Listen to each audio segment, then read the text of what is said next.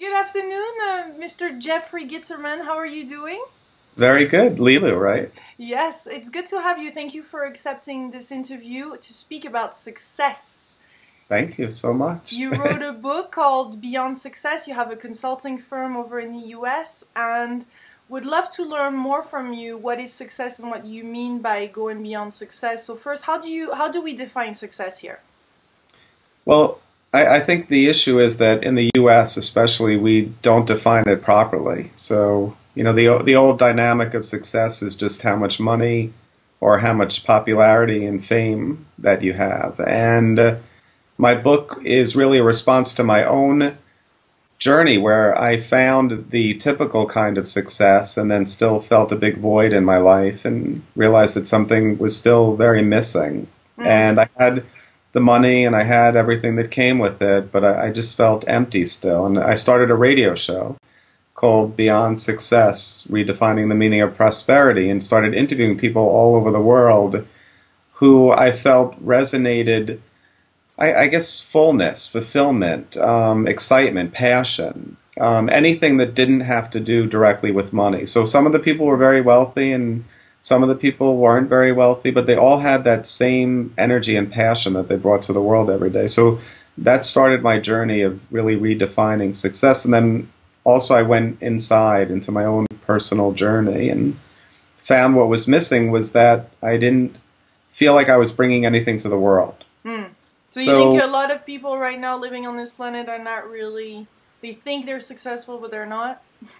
well, I think both. I think there's a lot of people that are measured as successful but don't feel that way. I think that's obvious, whether it's Paris Hilton or any other, star that still seems desperate for attention, no matter how much of the success that we might measure that we think that they have. But I think the issue is that everybody is looking out into the world for something, and I think that's where the problem is. And what I found in my own journey was that it was really us that had something to share with the world.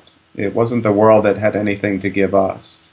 I talk in my seminars a lot about if we're infinite beings and we're living in a finite world, then it would be ridiculous to assume that that finite world could somehow fulfill something that's already infinite.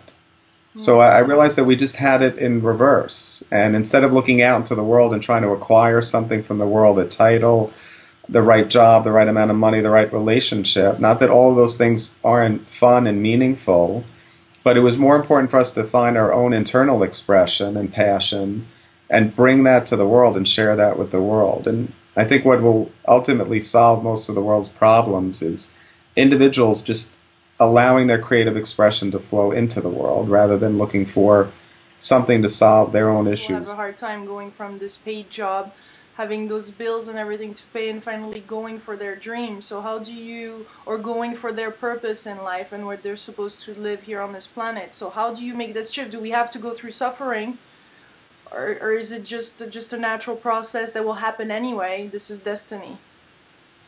Well, I mean, you might be right there. So that, I mean, there's the paradox. It might be a natural, progression that'll happen anyway, and that might be destiny, but I certainly don't believe in just waiting around. So we developed a four-step process called CORE, C-O-R-E, Hmm. and that four-step process is what we're using to help people shift their focus and attention. And I guess the foundation for it is that whatever's happening in the present is a result of what we put our attention on in the past. And in order for us to shift our future, we have to start in the present by putting our attention on something different and something new. So I understand that, we all have these problems that are going on. I mean, in the US, we have really high unemployment. We're dealing with a lot of people that are out of work. But that doesn't mean that you can't take your attention while you're doing whatever you have to do. You might be on the unemployment line, you might be going on job interviews, but we need to start taking the focus of our attention and putting it into the future in the way that we want the future to look, so that when we show up in the future, it's already prepared for us in a way. And what's happening right now is there's millions of people in the world trying to take from the world. So, it's like thermogenics, I guess, where if everyone's sucking the energy from the world, no wonder the world is lacking in resources and being drained, and we're having financial crisis, and the system is starting to crack apart. because you can't have everyone sucking the energy out of the system and have the system survive. Mm-hmm. So we have to turn it around. We have to start giving our energy to the system without having to think right now about exactly how to solve the problem. Because ultimately the problem is that we're sucking the energy out of the system. It's manifesting in all different ways. But that is the ultimate problem. And the ultimate solution is going to be, something that we don't even see right now, something unknown right now, something completely creative and pure coming from some individual on the planet to stop global warming or to stop the financial crisis or to come up with a new system for capitalism. I'm going to name it co-creative capitalism. It'll be the next layer of it. But these things are going to come from individuals who are just really engaged in allowing their creative expression and passion to flow into the world for no other reason than that joy of doing that is perfection. Not because I want something back, not because I want a trophy or a prize or anything, because that is what we're here to do. We're here to bring our perfection into the world. So we're shifting from here to there. Yes, from definitely. the head to the heart. Yes, or from male dominance to... So in your book you're offering actually this new view of life and this new way of seeing success and new way of seeing prosperity. Yes, definitely. And you're defining prosperity as allowing our creative expression to flow into the world in service to that world. And to do that, whether it's Michael Jordan flying through the air doing a layup, and you can see the purity in him when he did that, or a concert pianist or a doctor in South America curing children with cleft palates. It doesn't matter what the energy is. It's the purity of the energy. It's doing it for the passion and expression itself and not for anything in return. So giving it unconditionally, giving fully, not expecting anything in return. Yes. And then things just start happening from that point on. Our goal is really just to give it out, give it out, give it out, give it out, give it out, give it out. Yeah, it would be like when a circuit breaks, in electricity, it's almost like if an outlet stopped flowing energy outward, then the circuit breaks. There's a problem.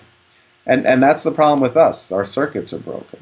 We're an energy funnel. We're supposed to be channeling energy outward from source.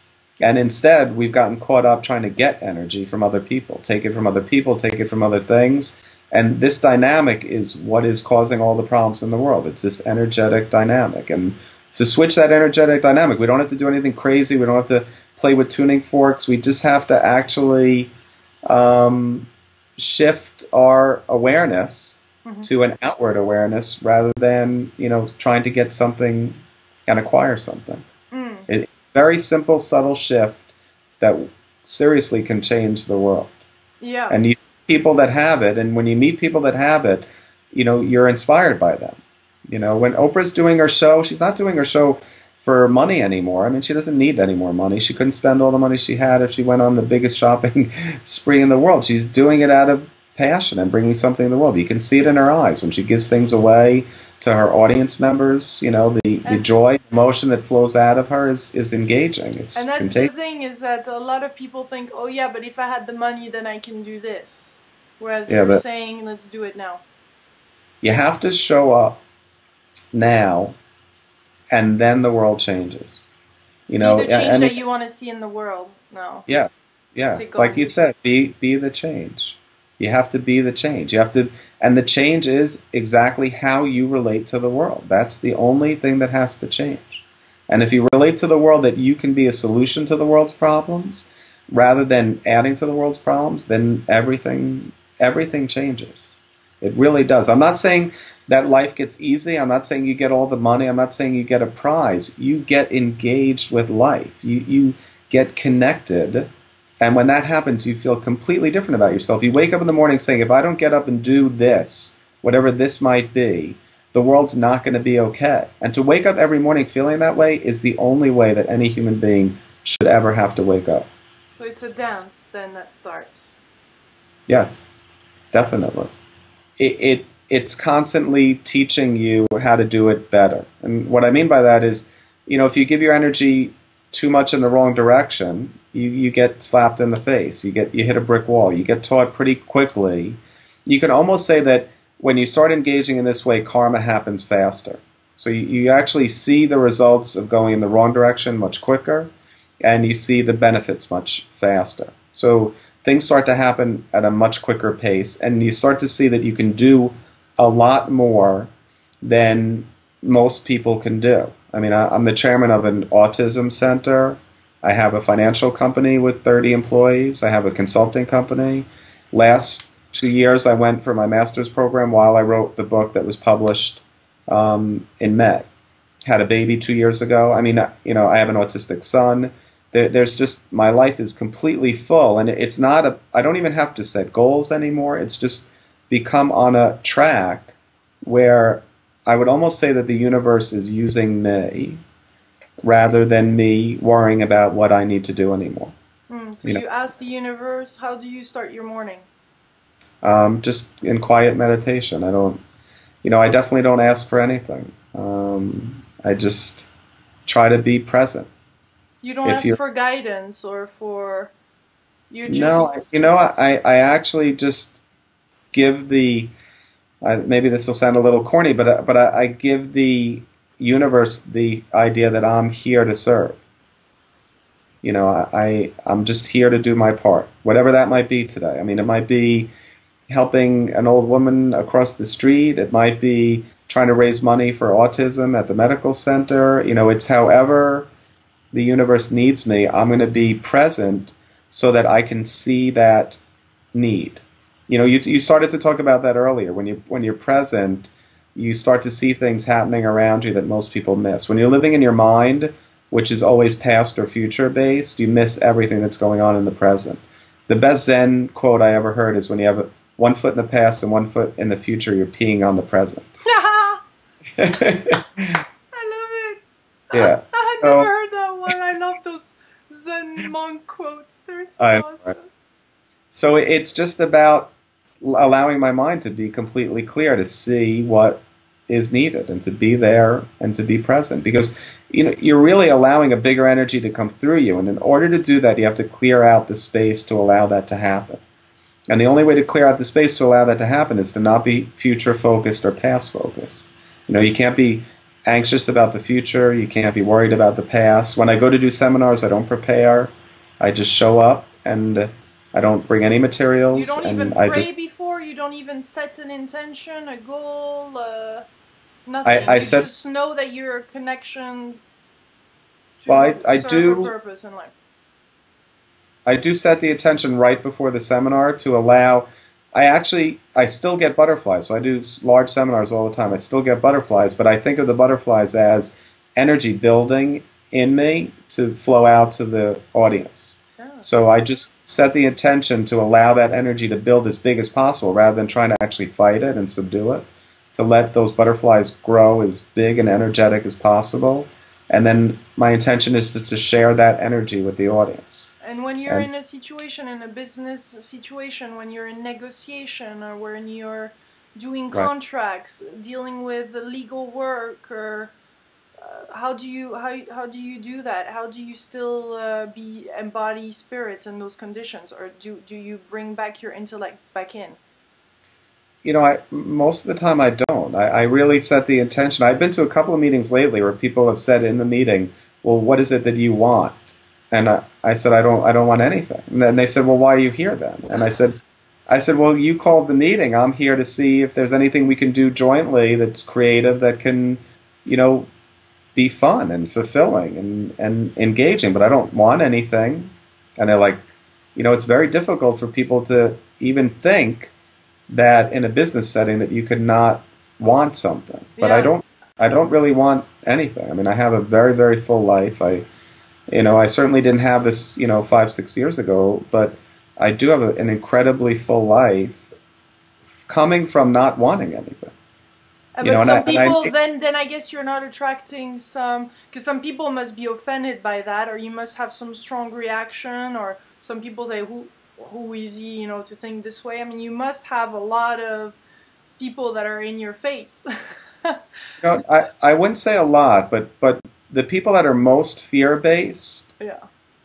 those people I get a very negative reaction to about it. Like, oh, come on, you must want something. You just won't reveal your agenda. Okay, I understand. You won't reveal your agenda. So, you do get that, but there's nothing I can do about that. I can create life conditions in the world that allow people to change, but I can't change people. So I can't, I used to have a real difficulty, especially starting out teaching and doing seminars, with really, really attached to the change in another human being. And I had to lose that attachment. I couldn't even want that. And, and you think that wanting is a very pure wanting. I mean, that's a very pure wanting, to want people to change for the better. But that puts too much of a godlike complex in me. I mean, that's certainly not my role in the world, is to change people. So all I can do is provide the life conditions, the situation, for somebody to maybe see something different, to see a different way.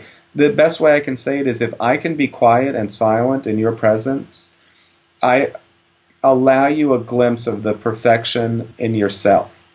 So I can just act as maybe a pure mirror for you. Because if I have a lot going on in my own head, then I'm not a mirror for you. I'm actually a distraction to you. So if I can be really quiet and calm and really listen to you and be silent in your presence, then I can act as a mirror for you to see your own perfection.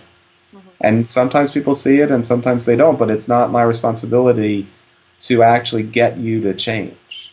I'm just trying to be a tuning fork. So if I could be quiet and calm and bring my energy into the world, then maybe some other people will pick up on that, and we'll get, a little momentum going, and we'll create a little ripple that will change the world. And there's lots of people on the planet. I'm certainly not the only one. I'm certainly not the only message. There's plenty of people that are trying to do that and trying to be that tuning fork. And the more of us that do that, the more of a shift we'll start to see.